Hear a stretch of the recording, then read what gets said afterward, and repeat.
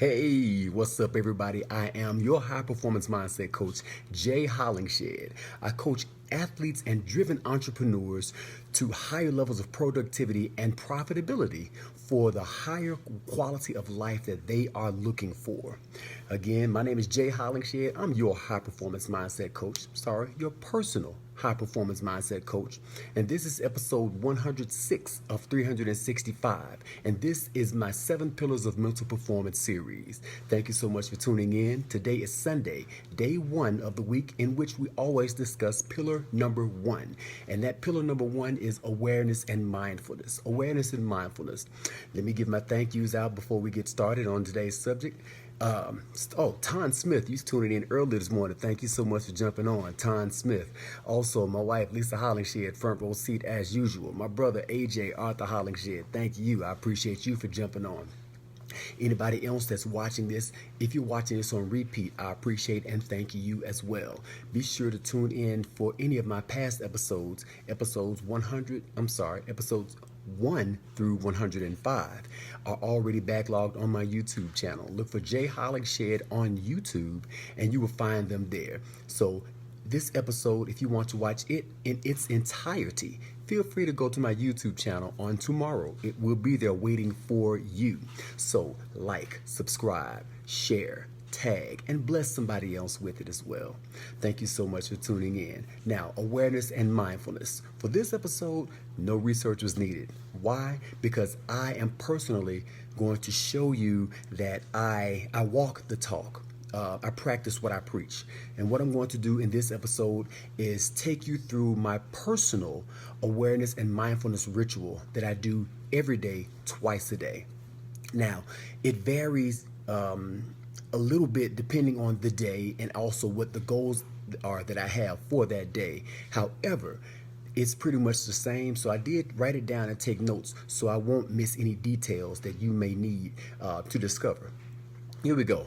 Now, my personal awareness and mindfulness ritual that I go through twice a day, morning and night. The moment I wake up, I practice mindfulness starting with imagery and visualization. I visualize my 7 energy centers. My 7 energy centers are called my chakras. Many of you have heard of chakras and many of you haven't, but you might want to look that up or check it out. It's spelled C-H-A-K-R-A, chakra. So we have 7 of them, plural chakras. So I visualize my 7 chakras, which are my energy centers for my body. They start here at the crown of my head and they go all the way down to the bottom of my torso. Now, I imagine my 7 chakras, which are my energy centers. That's where all of the energy from my body goes to or comes from. It's all produced there. Each day we have a certain amount of energy that we are given for that day. As I mentioned before, energy is our spiritual currency. So we have to be mindful of how we use that, how we spend that, how we invest that. That is our energy, our spiritual currency. Once it's depleted, we are depleted as well. We must rest. So let's get right into it.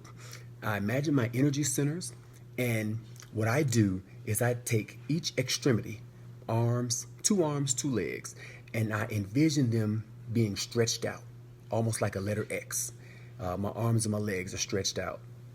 And what I'm doing, I'm envisioning my energies being brought in to my center, my energy center, my core, my chakras. They are all brought in and aligned with my chakras.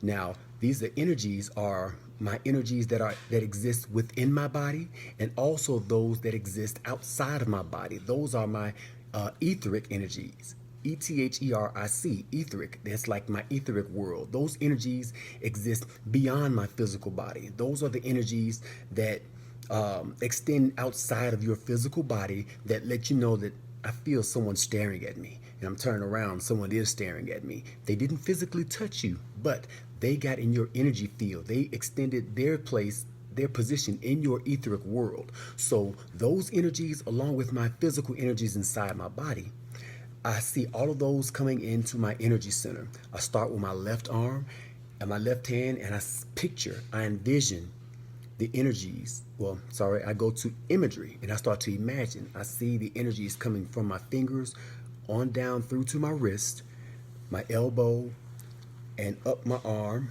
to my shoulder and coming in to the center of my body where my energy centers are. Same thing with my right hand. I do the same thing. I envision the energies coming in and making their way up my shoulder to my arm in my torso, into the mid torso. Now, left leg, the same thing. I start with my toes, I'll wiggle my toes, and then I'll envision the energies coming up and in, up my calf muscle, my knee, my thigh, my glutes, and all the way up into the bottom of my torso. Same thing with my right leg. Once my energies are all in center, and once you do this enough times, you can literally feel, you can actually feel a physical presence in that part of your body that you are imagining in. You can feel a sensation there in that part of the body as you're envisioning the energy moving from my wrist to my elbow. I can feel a sensation in my wrist and in my elbow. So the energy is flowing and coming to my chakras. This is what I'm envisioning as part of my awareness and mindfulness ritual. Now, why do I do this? I do this because I am bringing all of my energies to my center.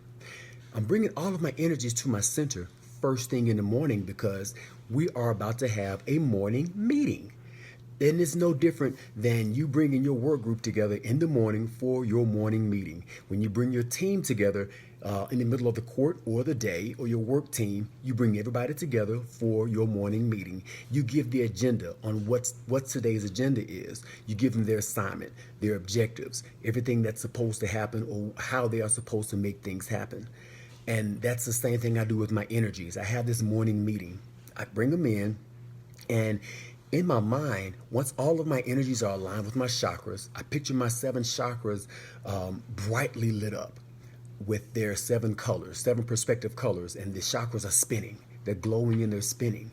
So that means they're active, and they are actively involved with the energies that have come into them.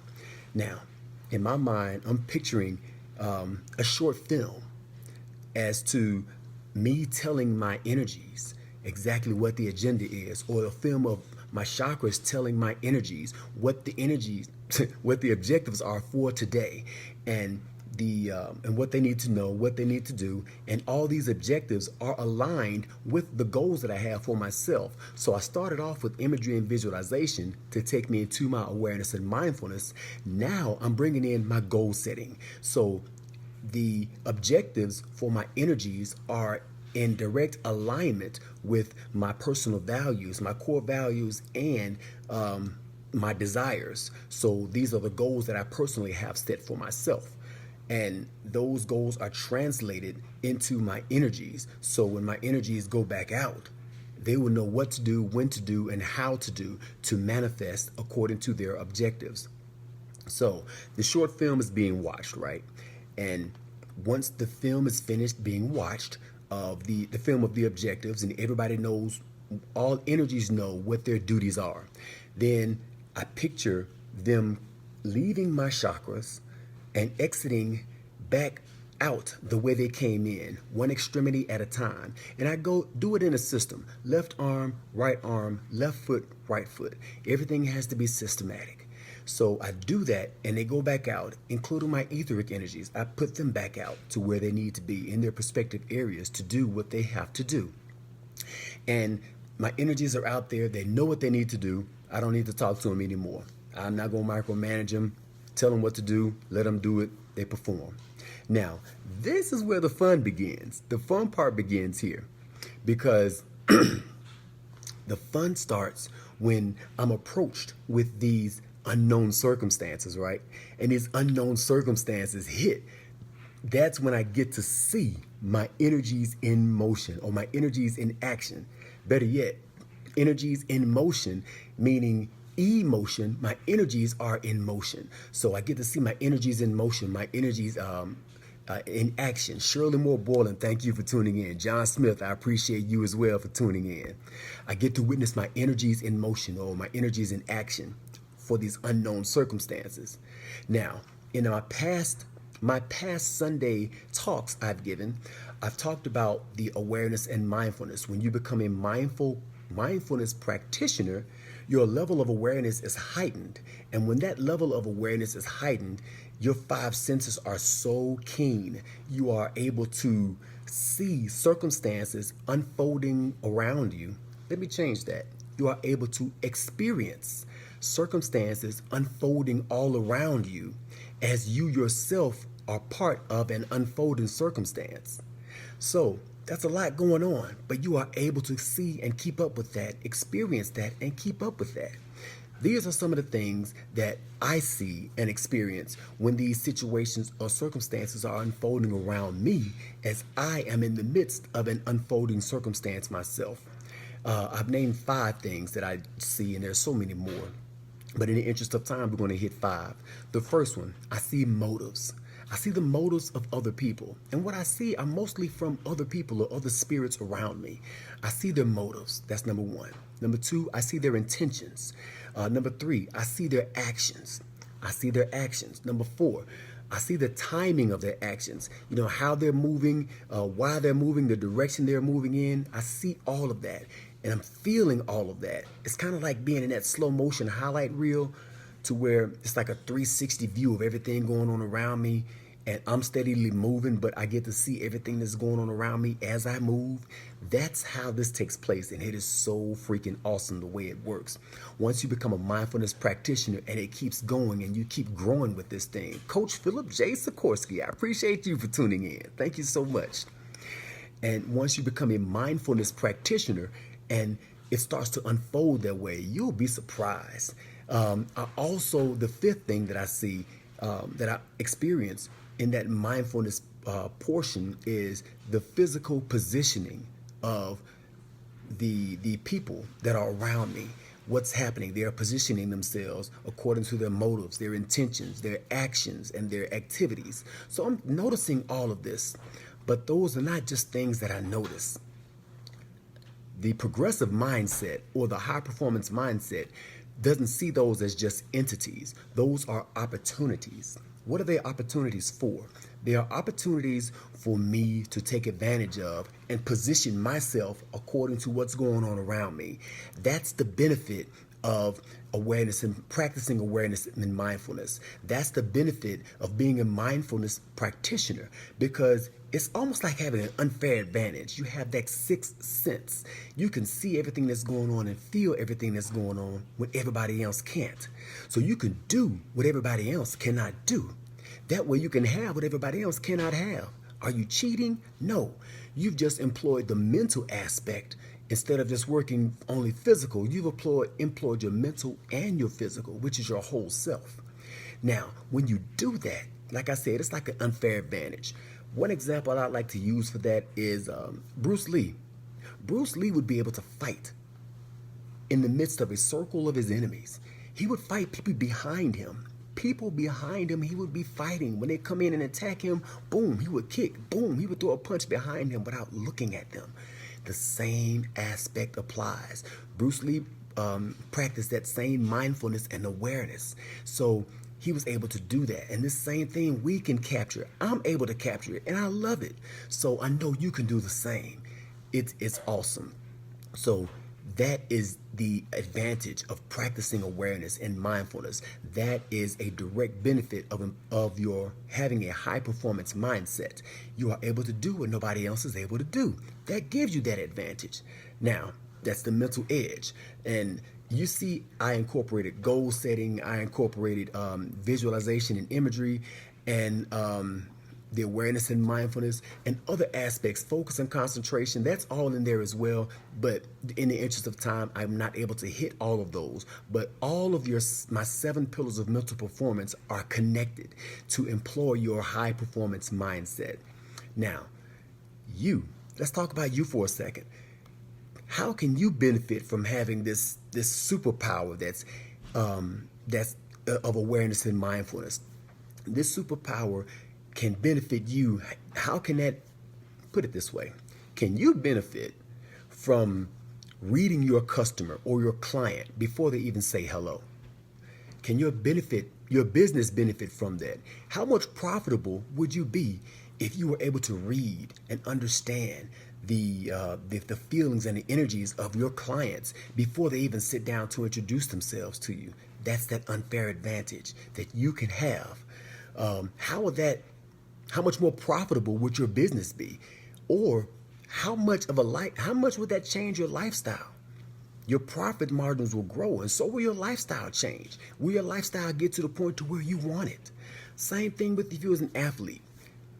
Can you benefit from the superpower of helping you read your opponent's next defensive or offensive move before they make it? How many more competitions would you win if you understood what was going on as it was unfolding and you attacked? It's kind of like Troy Polamalu, when the opposite team was getting ready to kick their field goal, and he would come flying over the line, boom, block the punt. Why? He was able to see that. Troy Polamalu practiced mindfulness. If those of you who know what I'm talking about, he was the awesome safety for the Pittsburgh Steelers. He's retired now, but he was the one with all the hair, Head and Shoulders commercial. Yeah, that's who he was. Frederick Shadding, what's up, man? I appreciate you for tuning in. But as an athlete, how can you see yourself benefiting from that? That sixth sense, how many more competitions would you win? How would your lifestyle change?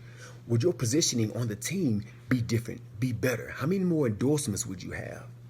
So if you want to be coached into having this awareness and mindfulness, just reach out to me. Inbox me on this platform that you're watching right now.